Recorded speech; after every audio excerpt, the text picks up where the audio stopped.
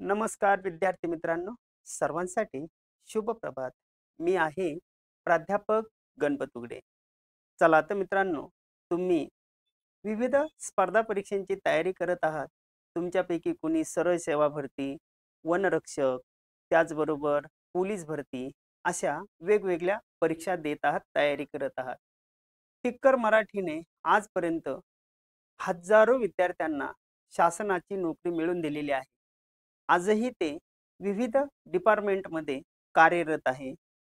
मित्रांनो, गेल्या कित्येक दिवसापासून म्हणजेच मराठी व्याकरण मालिका आपण सुरू केलेली आहे. त्या व्याकरण मालिकेमध्ये आज आपण 25वं पुष्प गुंफणार आहोत. अर्थातच ते आहे तलाठी भरती 2025 TCS पॅटर्ननुसार मराठी व्याकरण अतिसंभाव्य प्रश्नांचं विश्लेषण. मित्रांनो, तुमचं जेवढं वय आहे त्याच्या तिप्पट गेल्या 32 वर्षापासून UPSC, MPSC, सरळ सेवा भरती, PSI, STI, पोलीस भरती, आरोग्य सेवक, वनरक्षक अशा सर्वच परीक्षांना मी मराठी व्याकरण शिकवत असतो. तुम्ही ज्यावेळेस आपलं प्रत्यक्षात कोर्स सुरू होईल, त्यावेळेस तुम्ही योग्य पद्धतीने जर अभ्यास केला, तर मराठी व्याकरणामध्ये पैकीच्या पैकी गुण तुम्ही मिळवू शकता. चला चला आपण काय करतोय नेहमीप्रमाणे मराठी व्याकरण अतिसंभाव्य प्रश्नांचं आपण विश्लेषण करतोय. पाहूया प्रश्न काय आहेत ते. तर प्रश्न असा आहे, सूर्य या शब्दाचा समानार्थी शब्द कोणता? तेजोनिधी आहे, तेजस्वी आहे, उद्दीप्ती आहे की समीपर आहे, समीरण आहे, समीप. काय वाटतं तुम्हाला? सूर्य. तर सूर्याचा समानार्थी शब्द काय आहे हे तुम्हाला समजून घेणं गरजेचं आहे. सांगा बरं, सूर्याला समानार्थी शब्द काय आहे? चला पटापट सांगा. सूर्य.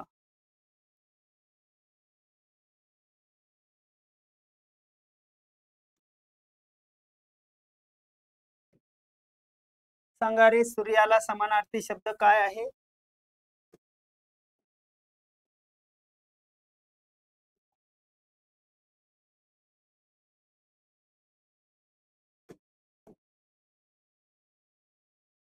पहा, सूर्याच्या संदर्भात विचार करत असताना सूर्याला समानार्थी शब्द काय असू शकतो? तर तो आहे तेजोनिधी. कोणता काय उत्तर आहे रे? तेजोनिधी. तेजोनिधी हा सूर्याचा समानार्थी शब्द आहे. पण या तेजोनिधी व्यतिरिक्त सूर्याला समानार्थी शब्द आहे सविता. त्यालाच म्हटलं जातं भास्कर. त्यालाच म्हटलं जातं रवी. त्यालाच म्हटलं जातं चांडाशू. त्यालाच म्हटलं जातं सहस्र सहस्र रश्मी. त्यालाच म्हटलं जातं सहस्र कर. अशी ही सूर्याची वेगवेगळी नावं आहेत. म्हणून सूर्य या शब्दाचा समानार्थी शब्द काय आहे रे? काय आहे? तो आहे तेजोनिधी. लक्षात ठेवा, कोणता आहे? तेजोनिधी. ही बाकीची जी उत्तरं वगैरे आहेत, ही बाकीची उत्तरं कशी आहेत? चूक आहेत. चला पुढे. फिक्कट या शब्दाचा विरुद्धार्थी शब्द खालीलपैकी कोणता आहे? फिक्कट. खूपच फिक्कट रंग आहे बरं का त्या शर्टाचा. फिक्कट. फिक्कटच्या विरुद्ध काय आहे रे? फिक्कटच्या विरुद्ध गडद. फिक्कटच्या विरुद्ध काय शब्द आहे? गडद. ओके, हे गडद आहे. हे बाकीचे उत्तर चुकीचे आहेत. फिक्कटच्या विरुद्ध गडद. पुढे चला. गाशा गुंडाळणे म्हणजे काय? गाशा गुंडाळणे म्हणजे काय? अंथरूण गुंडाळणे, निघून जाणे, गादी गुंडाळणे, उशी ठेवणे. काय रे? गाशा गुंडाळणे. गाशा गुंडाळणे. पाहुणे 2 दिवस राहिले आणि सासूबाईचं बोलणं ऐकून पाहुण्यांनी गाशा गुंडाळला. गाशा गुंडाळला म्हणजे काय झालं रे? निघून जाणे. गाशा गाशा गुंडाळणे. गुंडाळणे. गाशा गुंडाळणे याचा अर्थ निघून जाणे. येतंय? शब्दशः होणाऱ्या अर्थापेक्षा भिन्न विशिष्ट अर्थाने रूढ होऊन बसलेला जो शब्दसमूह आहे, त्या शब्दसमूहाला मराठी भाषेतील वाक्प्रचार असे म्हणतात. येतंय लक्षात? ओके. पुढे. पुढील म्हण पूर्ण करा. नावडतीचे मीठ आळणी. एखादी गोष्ट जर तुम्हाला पटत नसेल तर तुम्ही नेहमी नकारात्मक घंटा वाजवत असता. नावट तिचे मीठ आळणी. लक्षात येतं ना, खारट नाही, तिखट नाही, गोड पण नाही. जी गोष्ट आवडत नाही तिला सतत तुम्ही नावं ठेवत असता. ठीक आहे. नावट तिचे मीठ आळणी. घरादाराला व देशाला पारखा झालेला म्हणजे काय? तर घरादाराला आणि देशाला पारखा झालेला देशद्रोही, फितूर, निर्वासित, परावलंबी. आता देशद्रोही कोणाला म्हणतात? तर शत्रूला सामील झालेला घरभेदी फितूर, निर्वासित, परावलंबी. तर याचं उत्तर आहे घरादाराला पारखा झालेला त्याला म्हटलं जातं निर्वासित. शत्रूला सामील झालेला फितूर. शत्रूला सामील झालेला झालेला शत्रूला सामील झालेला कोण असतो रे? फितूर असतो. कोण असतो? फितूर. आणि देशाच्या विरोधात कार्यवाही करणारा किंवा देशाच्या विरोधात जाणारा तो देशद्रोही असतो. आणि दुसऱ्याच्या जीवावर अवलंबून असलेला कोण असतो रे? परावलंबी. पण घरादाराला देशाला पारखा झालेला तो असतो निर्वासित. उत्तर आहे काय आहे उत्तर? उत्तर काय आहे रे तुमचं? निर्वासित. हे पक्क लक्षात ठेवायचंय, निर्वासित. ओके, पुढे जाऊया आपण. पुढे पहा, शुद्ध शब्द ओळखा. निलिमा, निलिमा, निलिमा. आता शुद्ध शुद्ध शब्द ओळखा. चला पटापट, शुद्ध शब्द काय असावा तुम्हाला काय वाटतं? अंदाजे पहा. निलिमा शुद्ध शब्द कोणता आहे? चला पटापट. निलिमा, निलिमा. काय वाटतं रे तुम्हाला, कोणता शब्द असेल शुद्ध?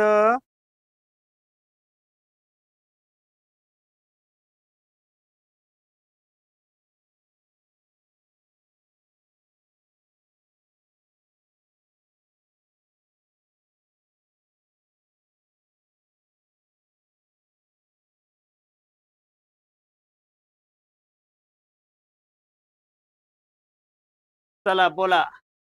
तर हा जो शब्द आहे निलिमा, निलिमा. तर निलिमा शब्दाचा विचार करत असताना हा जो शब्द आहे निलिमा हा शुद्ध शब्द आहे. आणि बाकीची जी उत्तरं आहेत तर ती बाकीची उत्तरं कशी आहेत? चूक आहे. निलिमा दुसरी वेलांटी असलेलाच शब्द शुद्ध आहे. ठीक आहे.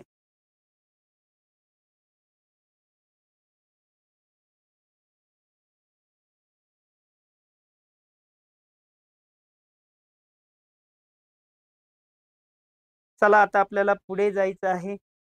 पुढे जात असताना पुढे पहा काय घडतंय ते. चाचीचे प्रत्येक कोणत्या विभक्तीचे आहे? चाचीचे वाक्यामध्ये नामाचा व सर्वनामाचा तसेच इतर शब्दांचा क्रियापदाशी येणारा संबंध ज्या विकारांनी दाखवला जातो त्या विकारांना विभक्तीचे प्रत्यय म्हणतात. हे पहा, विभक्तीचे प्रत्यय. चा, ची, चे, चे, चा, ची, झा, झी, झे, झे, छा, छी. हे काय? षष्टीचे प्रत्यय. सप्तमी काय आहे? त, ई, आ. इथं काय आहे? सप्तमी त, ई, आ. इथं काय आहे रे वरती? स, ला, ते. स, ला, ना, ते. आता द्वितीया आणि चतुर्थी हिचे प्रत्यय सारखेच आहे. सलाते, सलानाते. येते लक्षात? द्वितीया आणि चतुर्थीचे प्रत्यय सारखेच आहे. सलाते, सलानाते. मग इथं उत्तराचा जर विचार वगैरे केला तर उत्तराचा विचार करत असताना षष्टी उत्तर बरोबर आहे. ही बाकीची जी उत्तरं आहेत ही बाकीची उत्तरं कशी आहेत रे? चूक आहेत. इथं कोणतं उत्तर बरोबर आहे? षष्टी. 100% गॅरंटेड षष्टी उत्तर बरोबर आहे. चला आता आपल्याला पुढे जायचं आहे. पुढे जात असताना इथं तुम्हाला लक्षात ठेवायचं आहे पुढचा प्रश्न काय आहे पहा. पुढीलपैकी आज्ञार्थी वाक्य ओळखा. आज्ञार्थी वाक्य ओळखा. देवा सर्वांना सुखी ठेव. कृपया उत्तर पाठवावे. मी खात्रीने पास होईल. निमंत्रण आले तर मी जाईल. तर इथं जर पाहिलं तर आज्ञार्थी म्हणजे काय? तर आज्ञार्थी याचा अर्थ असा, वाक्यात क्रियापदाच्या रूपावरून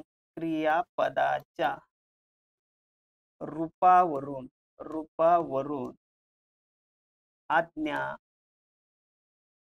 प्रार्थना, विनंती, उपदेश,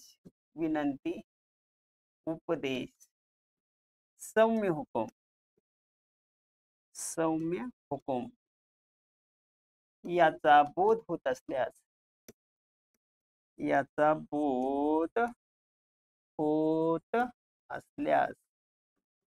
त्यास काय म्हणायचंय रे? त्याला काय म्हणायचंय? त्यास आज्ञार्थी वाक्य म्हणतात. पाहून घ्या. वाक्यामध्ये क्रियापदाच्या रूपावरून आज्ञा, प्रार्थना, विनंती, उपदेश, सौम्य हुकुम याचा बोध होत असल्यास त्या वाक्य प्रकाराला आज्ञार्थी वाक्य असे म्हणतात.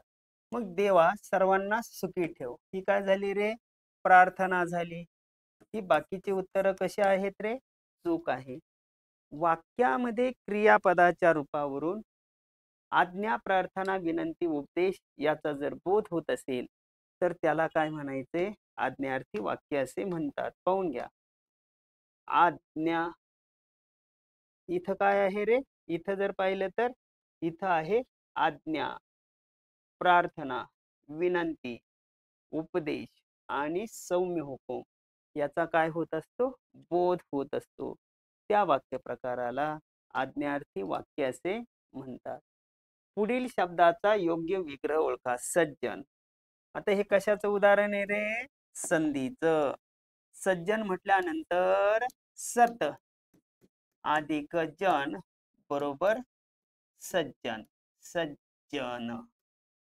व्यंजन संधीमध्ये त या व्यंजनापुढे ज किंवा झ आल्यास तचा च होऊन संधी होते.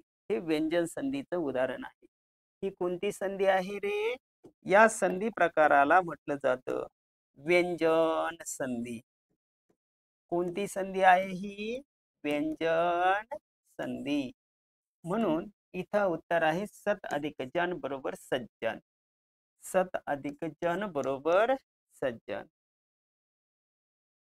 ज्या संधी प्रकारामध्ये संधियुक्त शब्दाचा विग्रह केल्यानंतर परस्पर जवळ एकत्रित येणाऱ्या दोन वर्णांपैकी पहिला वर्ण हा व्यंजनच असतो आणि दुसरा वर्ण स्वर किंवा व्यंजन असतो, त्या संधी प्रकाराला व्यंजन संधी असे म्हणतात. आमच्या तरुण मंडळाने नवरात्रीचा महोत्सव साजरा केला. अधोरेखित शब्दाचे वचन ओळखा. नवरात्र महोत्सव. म हा अधिक उत्सव बरोबर महोत्सव. एक वचन, द्विवचन, बहुवचन, अनेक वचन. बोला काय असावं? तर याचं उत्तर आहे एक वचन.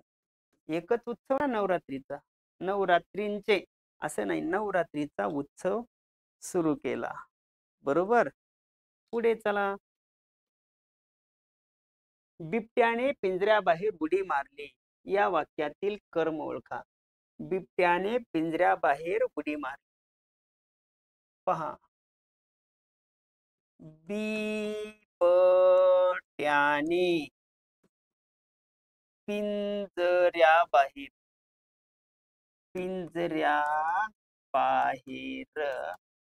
उडी मारली. आता पहा, बिबट्याने पिंजऱ्याबाहेर उडी मारली. उडी मारणारा कोण? उत्तर येतं बिबट्या. बिबट्या हा काय झाला रे? कर्ता. मारलेली काय आहे? उडी. आता इथं बिबट्याने पिंजऱ्याबाहेर उडी मारली. वाक्यातील कर्म ओळखा. आता पहा, मारणारा कोण आहे? बिबट्या. मारलेली उडी मारली. उडी मारणारा कोण? तर उत्तर येतं बिबट्या. आणि कशातून उडी मारलेली? तर पिंजऱ्याबाहेर. मग या वाक्यामध्ये बिबट्याने पिंजऱ्याबाहेर उडी मारली. मारणारा बिबट्या आणि मारलेली काय आहे रे? उडी. आता मारली हे क्रियापद, उडी मारली.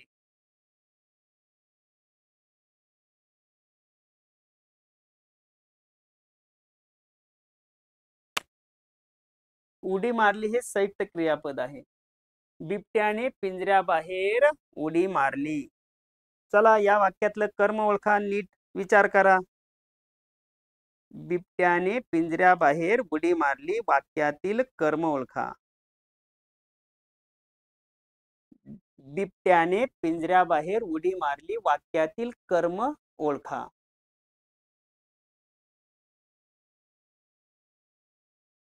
सांगा अंदाजे उत्तर काय आहे? तुम्हाला काय वाटतं?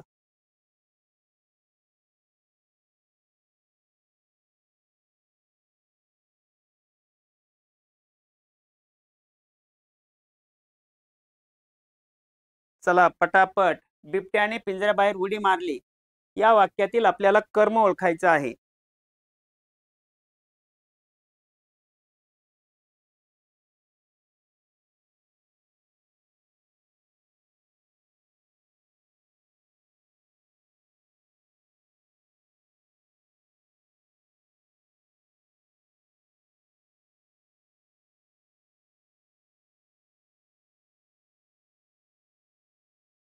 बिबट्याने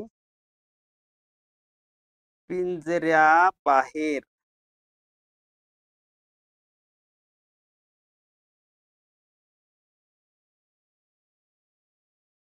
चला बिबट्याने पिंजऱ्याबाहेर उडी मारली.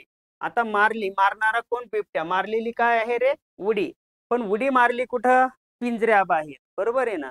मग या ठिकाणी खरं पाहिलं तर बिबट्याने पिंजऱ्याबाहेर उडी मारली.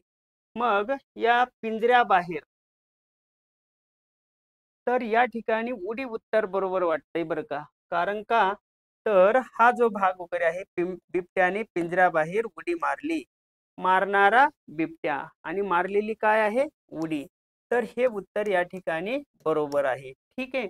चला पुढे जाऊया आपण. पुढे जात असताना पाहूया काय घडतंय ते.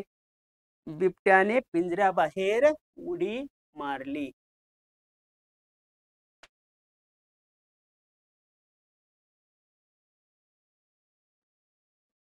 चला पुढे जाऊया आपण. न्याय निष्ठुर या शब्दाचा योग्य अर्थ ओळखा. न्यायाच्या बाबतीत कठोर असणारा, न्यायाने वागणारा, कायद्याचा अपमान करणारा, बेकायदेशीर वागणारा. बेकायदेशीर वागणारा. न्याय निष्ठुर या शब्दाचा योग्य अर्थ ओळखा.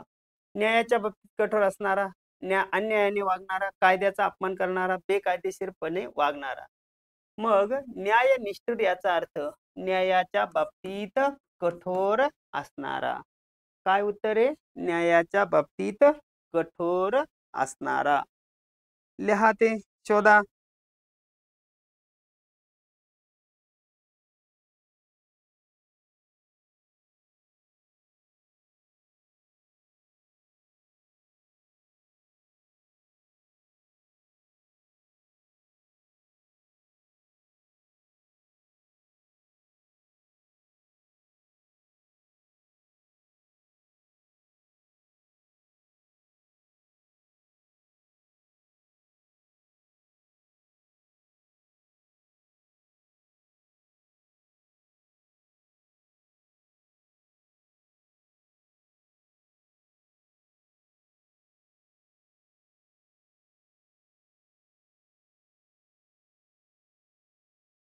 चला शोधा.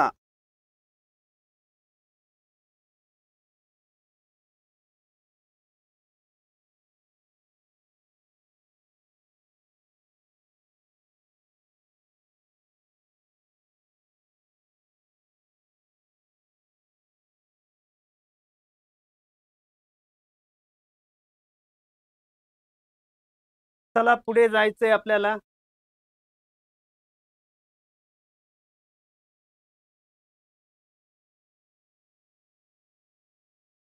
खालील शब्दातील नपुसकलिंगी शब्द ओळखा. नपुसकलिंगी म्हटलेले. आता इथं काय होईल? तो दगड, ती नदी, ती भिंत आणि ते वासरू. आता ते वासरू म्हटल्यानंतर हे पिल्लू दर्शक आहे. पिल्लू दर्शक आहे म्हटल्यानंतर इथं काय उत्तर आहे रे? इथं उत्तर आहे ते. आणि म्हणून हे उत्तर बरोबर आहे. ही बाकीची जी उत्तरं आहेत, ही बाकीची उत्तरं कशी आहेत रे? चूक आहेत. ठीक आहे, पुढे चला. पुढील पैकी संयोग चिन्ह ओळखा. संयोग. संयोग चिन्ह याचा अर्थ असा, दोन शब्द किंवा दोन वाक्य, दोन वाक्य एकत्र जोडणाऱ्या, एकत्र जोडणाऱ्या दोन शब्द किंवा दोन शब्द एकत्र, दोन शब्द एकत्र जोडण्यासाठी लक्षात ठेवा बरं का.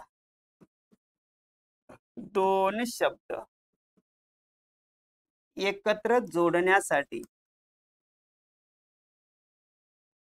संयोग चिन्हाचा वापर केला जातो. संयोग चिन्ह वापरतात.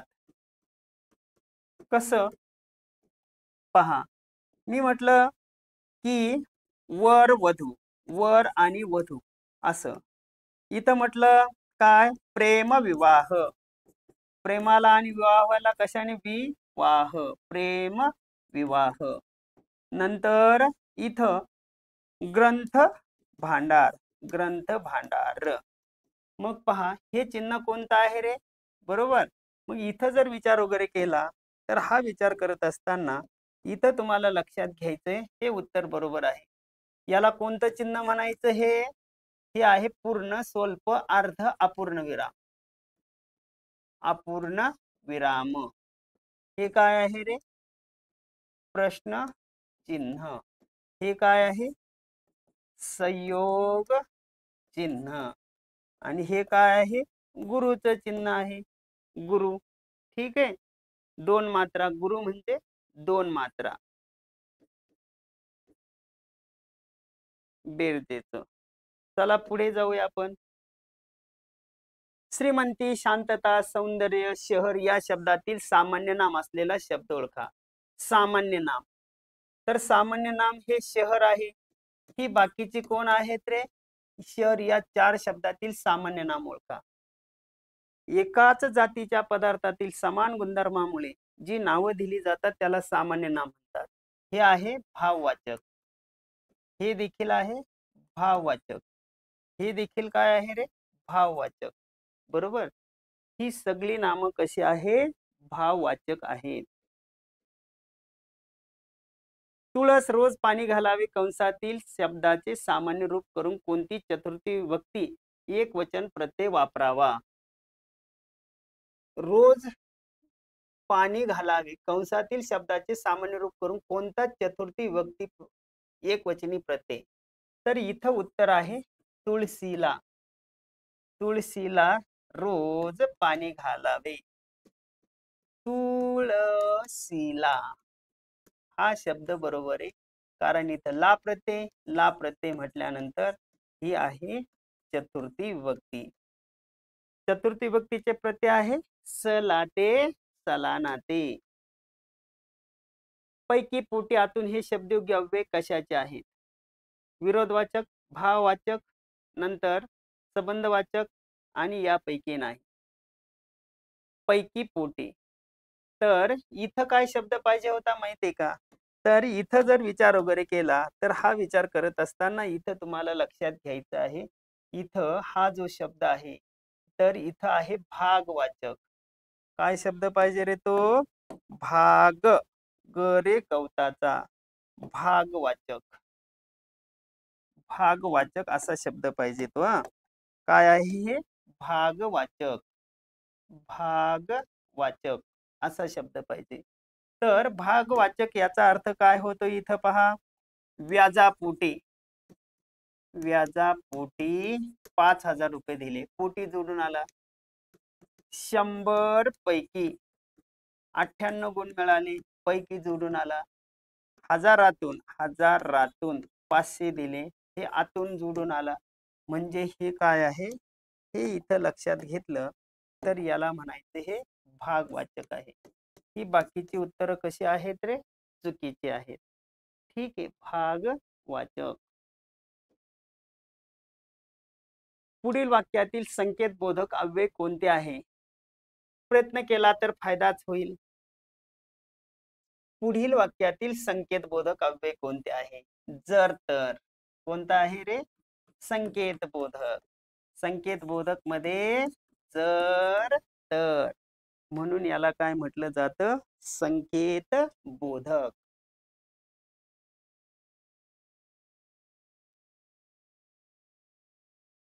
पुढे द्वंद्व समासामध्ये पदे कोणत्या उभय आणि नव्या अव्ययांनी जोडली जातात? द्वंद्व समासामध्ये आणि अथवा यांनी जोडली जातात. पहा, काय? आई आणि वडील. सत्य अथवा असत्य. सत्य अथवा असत्य किती पण सांगता येतील. पाटी आणि पेन्सिल. खरे अथवा खोटे? खरे अथवा खोटे. इथं कशाचा वापर केला रे? इथं वापर केला आणि. इथं कशाचा वापर रे? अथवा. ठीक आहे. पुढे चला. पुढे जातोय आपण. पुढे जात असताना पहा, क, की, कु, के यासारख्या संयुक्त स्वरयुक्त अक्षरास काय म्हणतात? गुरुक्रम, लघुक्रम, गुरु अक्षरे, लघु गुरु अक्षरे. याला म्हणायचं लघु गुरु अक्षरे. क, की, कु, के. कुके. हे कसं आहे पहा. याच्यामध्ये लघु लघु लघु गुरु. बरोबर. म्हणजे लघुला एक मात्रा, दोन मात्रे. लघु गुरु अक्षरे, लघु गुरु, गुरुक्रम, लघु अक्षरे. पहा, लघु लघु लघु आणि हे काय आहे? गुरु. ह्या मात्रा आहेत.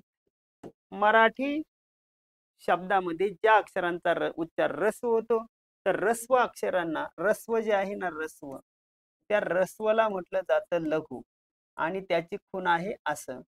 आणि जे गुरु आहे, तर गुरुला म्हटलं जातं गुरु. दीर्घ जे अक्षर आहे दीर्घ, तर त्या दीर्घ अक्षरांना गुरु म्हटलं जातं. त्याची खूण आहे हे वजाबाकीचं चिन्ह. हे आहेत गुरु आणि या ठिकाणी हे आहेत लघु. लक्षात ठेवा, हे लघु आणि गुरु आहेत.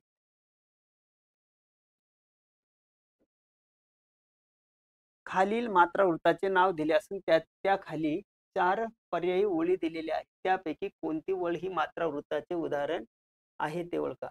ओवी ज्ञानेशाची किंवा आर्या मयूरपंतांची. ओवी ज्ञानेशाची किंवा आर्या मयूरपंतांची. कोण मला वटणीला आणू शकतो ते मी पाहे.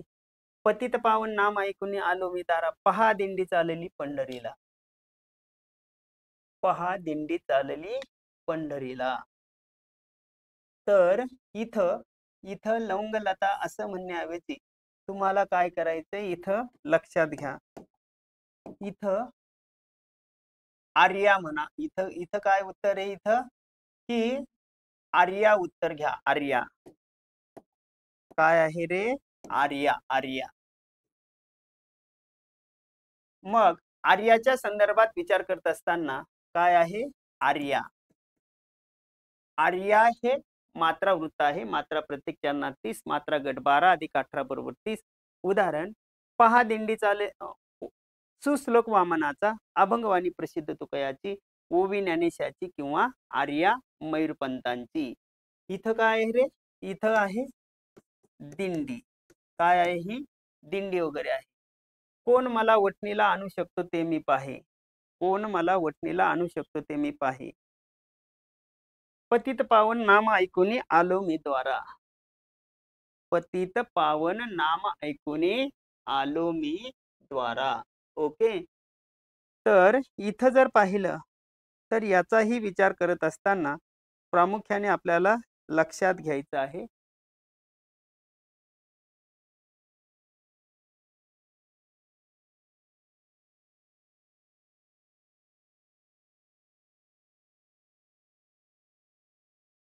ठेवा लक्षात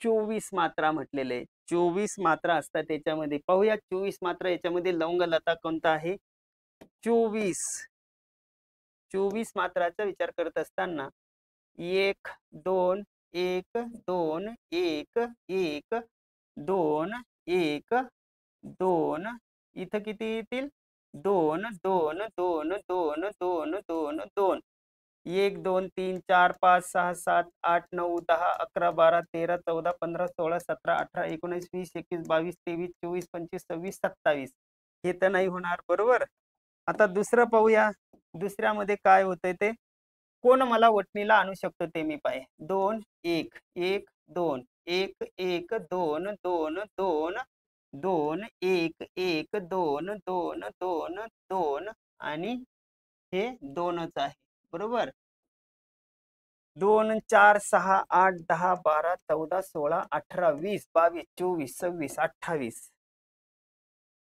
आणि त्याच्यानंतर पहा दिंडी चालली पंढरीला पतित पावन नाम ऐकून आलो मी द्वारा नाही बरं का याच्यात 24 मात्रा तर कुठं ही आर्या 30 मात्रांचा आहे त्याच्यानंतर याच्यामध्ये 27 मात्रा आहे त्याच्यानंतर इथं 1 2 3 4 5 6 7 8 9 10 11 12 13 14 त्याच्यानंतर 15 16 17 18 19 20 21 22 23 24 25 26 27 हे पण नाही 24 मात्रावालं ही दिंडी पण नाही इथं तुम्ही आर्याच पकडा बरं का याच्यामध्ये एकही उदाहरण नाही आर्या पकडा किंवा असे जे प्रश्न वगैरे आहे ना जर याच्यामध्ये उत्तरच नाही तर इथं 100% लक्षात घ्या बरं का इथं ही काय आहे रे ही इथं आहे दिंडी हे तर हे 100% आहे दिंडी आणि हे काय आहे हे आहे आर्या मग याच्यामध्ये किती मात्रा त्यांनी दाखवलेल्या आहे 24 मात्रा दाखवलेल्या 24 मात्रा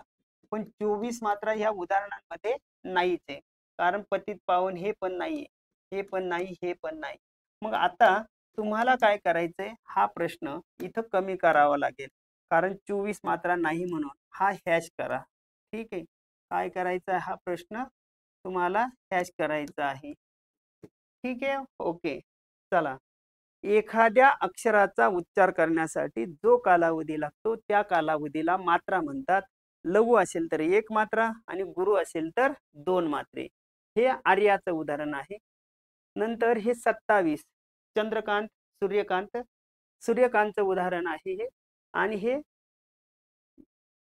पहा दिंडी चालली पंढरीला इथं दिंडी शब्द आहे बरं का दिंडी दिंडी शब्द आहे दिंडी 2 4 6 2 4 5 6 7 8 9 10 11 12 13 14 15 16 17 18 19 बरोबर 19 मात्रा ठीक आहे असतो एखादा प्रश्न असा कारण त्याच्यामध्ये 24 मात्रा पडत नाहीत चला पुढे जगत नियता या शब्दाची योग्य संधी फोड ओळखा जगत नियता जगत नियता जगत नियंता जगत नियंता हे उत्तर याचं बरोबर आहे ठीक आहे पुढे जाऊया पुढे चला आता पुढे जात असताना आहे ताजमहल तो जगती तोच त्याच्या परी तोच त्याच्या परी उपमेयाला उपमेयाचीच उपमा दिली जाते दुसऱ्या कशाची उपमा देता येत नाही तिथं अनन्वय अलंकार होतो ताजमहालासारखा ताजमहलच आईसारखी मायाळू आईच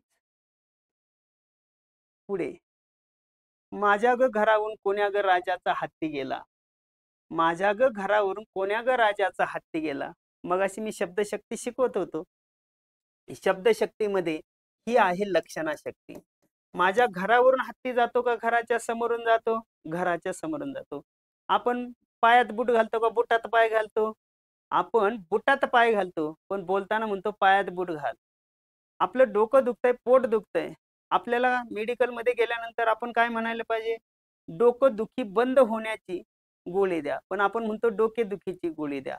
याचा अर्थ वाक्याचा जसाच्या तसा अर्थ न घेता सुसंगत अर्थ घेतला जातो. त्याला म्हणायचं लक्षणाशक्ती. सर्व काळी सर्वत्र सत्य असणारे विधान कोणत्या काळात गणले जाते? तर तो आहे त्रिकाल सत्य. त्रिकाल सत्य किंवा स्थिर सत्य किंवा स्थिर सत्य. स्थिर सत्य हे नेहमी वर्तमान काळात येतं, साध्या वर्तमानामध्ये.